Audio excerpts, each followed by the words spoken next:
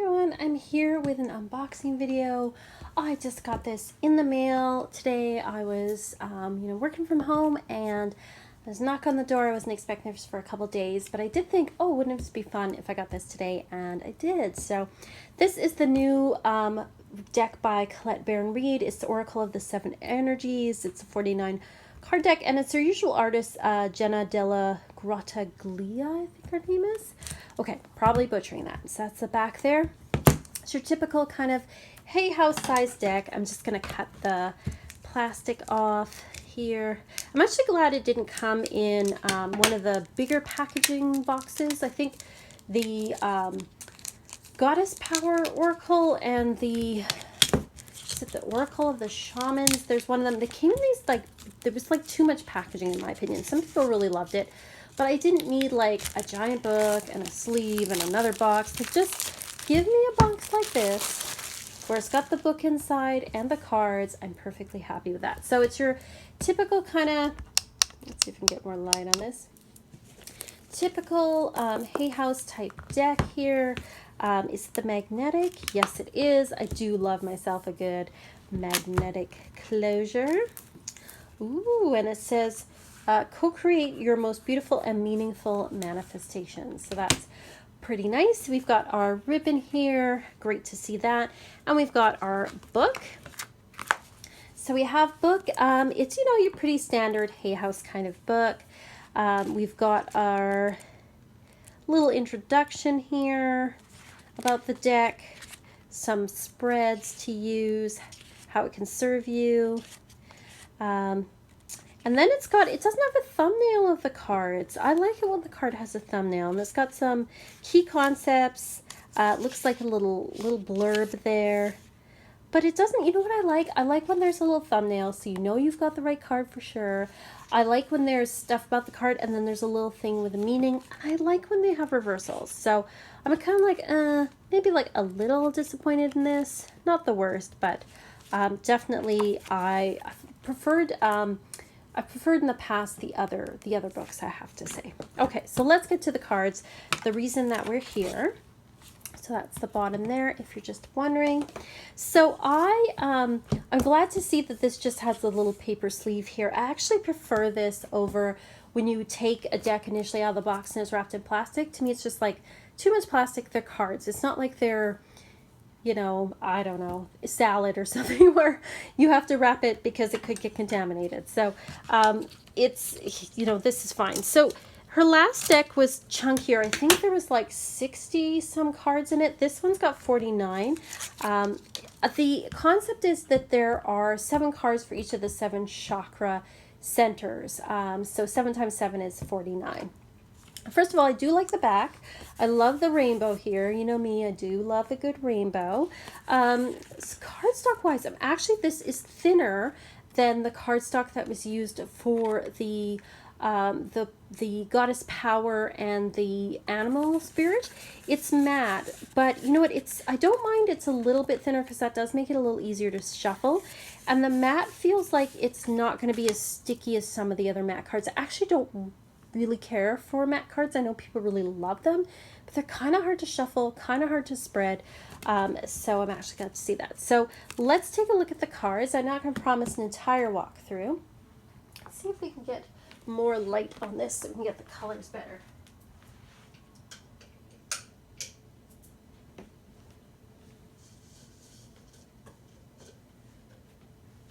I think that's a little bit better. Okay, so better lighting. Thank you. Woo! So I knock things around. This is not the most high production take. Anyway, let's take a look at the cards. So we have Earth Magic for first card. Oh, but actually because of the bright colors, I would like them to be a little glossier. Roots of Abundance. So you can see these are very root chakra type cards.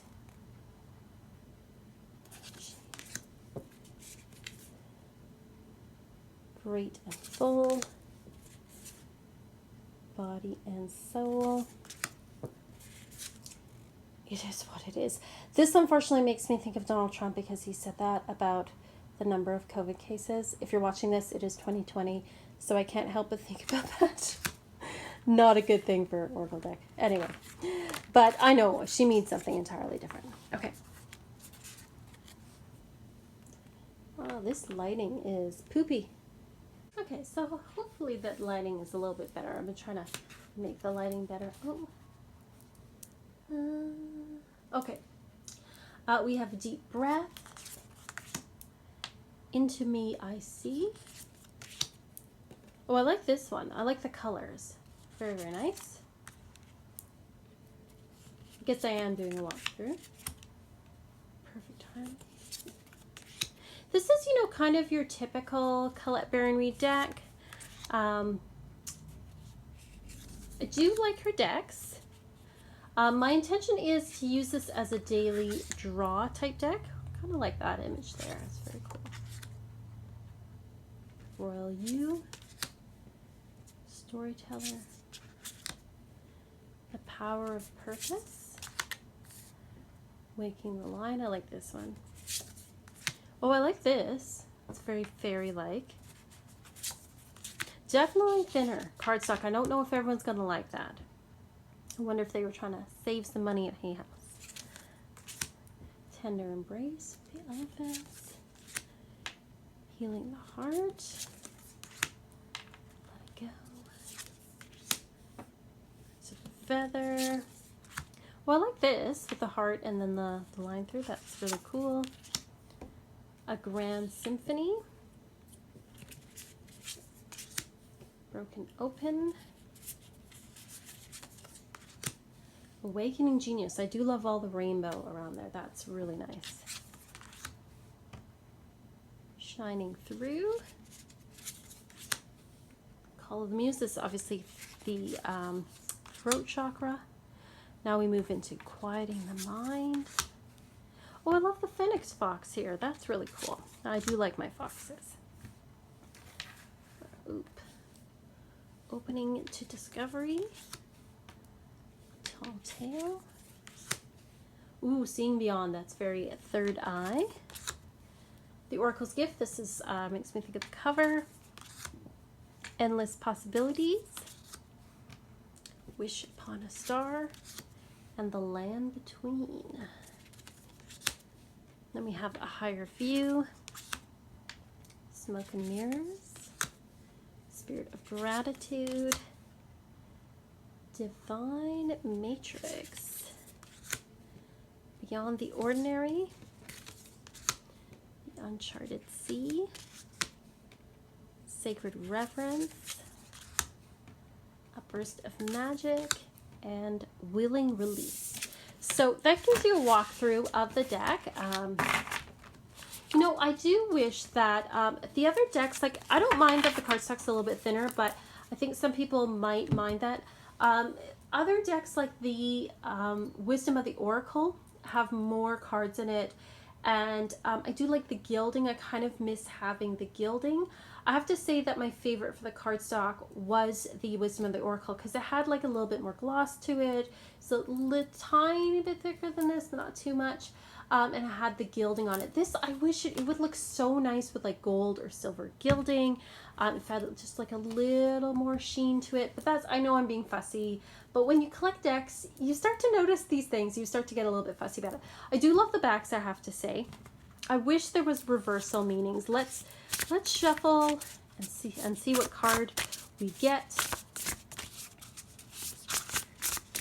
Let's do a little, see how our rifle shuffles. Riffle, rifle, I don't know what the right word is, way to pronounce it is. Tomato, tomato. All right, we have Quieting the Mind, number 32. Let's see what it has to say in the book, and that'll give you an idea of what the book is like, if this is something that you're interested in. So it says, key concepts: meditation as a commitment, the need for silence, peace within despite chaotic outer conditions, letting go of the monkey mind, and mindfulness. So life is chaotic, busy, loud, frenetic, and overwhelming. Some days all that noise is like a roar of thunder echoing around you, and it feels like you're being pummeled by a rainstorm. Isn't this why we take vacations? To get away to somewhere peaceful? In spite of the surrounding din of the world, today you need to slow down and find a bit of peace. Go ahead and take a deep breath right now. Make a commitment to be still, if only for 5 minutes. So it goes on a little bit more, but you get an idea of kind of what the advice is. So, it's very much in the vein of kind of her Wisdom of the Oracle and the Enchanted Map. I just wish it had, I understand the idea of like 7 times 7 equals 49. And 49 is pretty good for a Oracle deck, because a lot of the Hay House decks kind of had like the 44 cards that became standard with like Doreen Virtue decks. But I got used to kind of these big chunky decks from Colette. But I'm going to work with this and let you know. I like the imagery. I'm not usually huge on this computer type imagery, but the imagery that she's had in her decks recently, I actually have been really enjoying, and I do love all of the colors. I'm going to see how this kind of works as a daily draw deck and let you know what I think of it, do a bit of review. Is this a deck that's on your radar? Is this something that you were looking at getting? Let me know. Is it something that you would work with? Let me know what your thoughts are on it. I would love to hear. And as always, peace and love.